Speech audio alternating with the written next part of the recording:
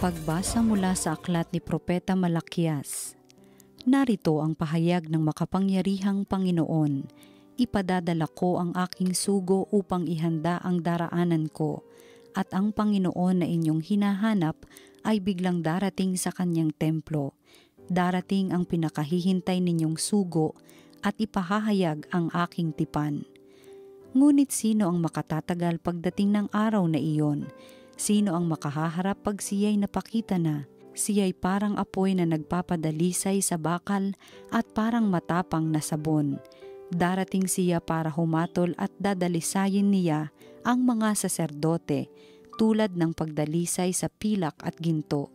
Sa gayon, magiging karapat-dapat silang maghandog sa Panginoon, at ang mga handog na dadalhin ng mga taga-Juda at Jerusalem ay magiging kalugod-lugod sa kanya, tulad ng dati.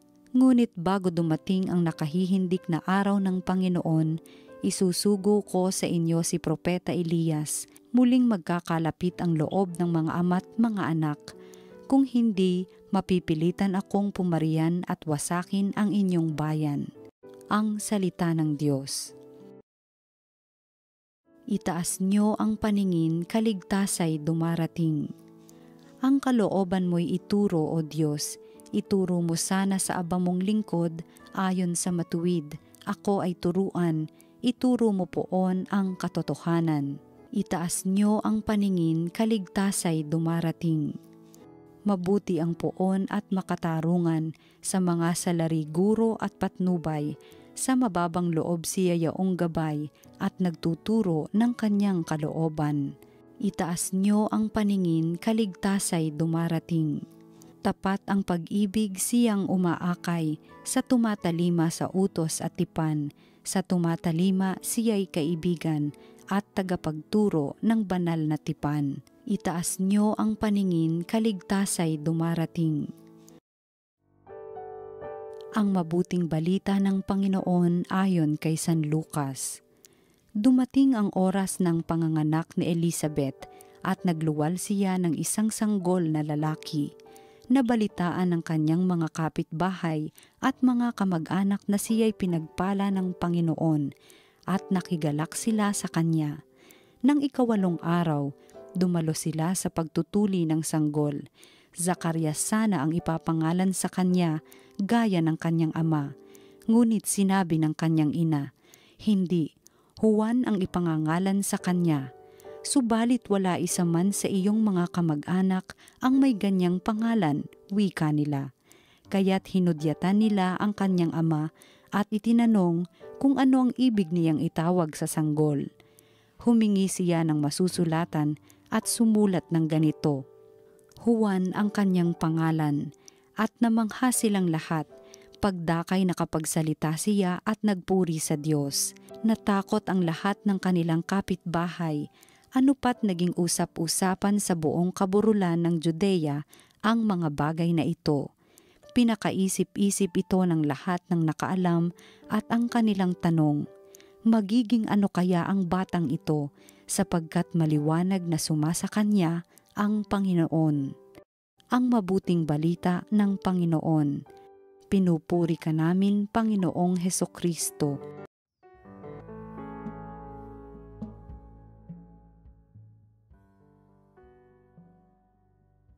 Magandang araw po sa inyong lahat. Ako po si Father Herbie Santos, Parish Priest ng Parish of the Lord of Divine Mercy ng Diocese ng Cubao. Welcome to Salita ng Diyos, Salita ng Buhay. Inilalahad ng Ebanghelyo ngayon ang pagsilang ni Juan Bautista. Itong katuparan ng pambihirang pangako ng anghel kay Zacarias na ang kanyang asawang si Elizabeth ay manganganak sa kanyang katandaan. Si Elizabeth ay baog, bagamat namumuhay na banal at marangal. At ang pagiging baog ay itinuturing ng mga Hudyo bilang sumpa o parusa sa kasalanan. Kaya't ang kapanganakan ni Juan ang nag-alis ng kahihiyan ng pagiging baog. Isipin lang natin yung kagalakan ng mag-asawang ito na sa wakas ay nasagot na ang mga panalangin sa buhay. Ani nga ni Elizabeth, "Ngayon nilingap ako ng Panginoon. Ginawa niya ito upang alisin ang aking kadustaan sa harap ng mga tao." Ang pangalang Juan ay na binigay ng anghel ay ang ibig sabihin, ang Diyos ay mapagbiyaya. God is gracious. Isa itong angkop na pangalan sapagkat ang Panginoon ay talagang naging mapagbiyaya kina Zacarias at Elizabeth. Narinig ng mga kamag-anak at mga kapitbahay ni Zacarias at Elizabeth ang lahat ng mga pangyayaring ito. Ika nga sa Ebanghelyo, naging usap-usapan sa buong kaburulan ng Judea ang mga bagay na ito.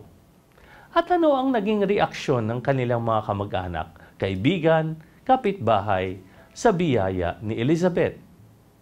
Sabi ng Ebanghelyo, nabalitaan ng kanyang mga kapitbahay at mga kamag-anak na siya'y pinagpala ng Panginoon at nakigalak sila sa kanya. Ito ang isang napakagandang reaksyon, ang magalak, ang magsaya kapag may pinagpala ng Diyos. Marami sa atin ang hindi nagiging masaya kapag ang isang miyembro ng pamilya, kaibigan, kabatch o kapitbahay ay nakatanggap ng pagpapala. Sa halip na matuwa, ang una nating reaksyon ay buti pa siya. Sana all. Bakit ako hindi pinagpala ng Diyos? Bakit ako wala niyan? No? Bakit nakatanggap ang taong iyon ng isang bahay na hindi naman niya deserve? Ako, mas masunurin naman ako, mas masipag, mas mabait. And yet, hindi ako nabigyan ng ganyan. Nasa kanya na ang lahat. Career, love life, money. Siya na lang palagi ang nananalo sa raffle. Siya na lang palagi ang napapasalamatan. Siya na lang napopromote, nabibigyan ng malaking bonus. Palibhasa, sip-sip.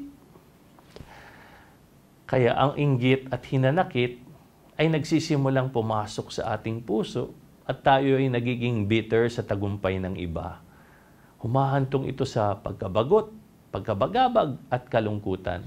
Sinisira nito ang mga relasyon at komunidad. Mga minamahal na kapatid, kailangan iwasan natin ang ganitong klasing pananaw. Ano po ang punto sa atin para ngayon? Ang mga taong mas masaya at mas kontento ay ang mga taong nagagalak sa pagpapala ng Diyos sa iba. Nang ang aking tiyuhin, si Archbishop Tito Iliana, ang papal nuncio ngayon sa Holy Land, ay nagdiwang ng kanyang golden sacerdotal anniversary, idinaos niya ito sa kanyang bayang sa Naga City. No?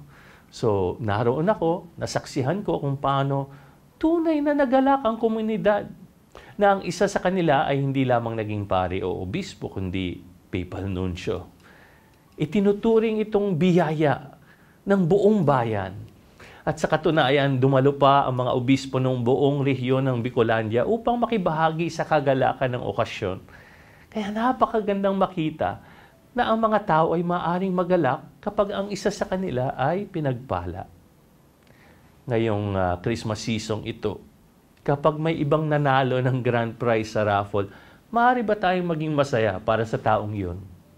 Sa opisina, kapag ang ibang tao ay nakatanggap ng mas mataas na performance bonus dahil sa magandang resulta ng kanilang pagsisikap, maaari ba tayong magsaya kasama sila?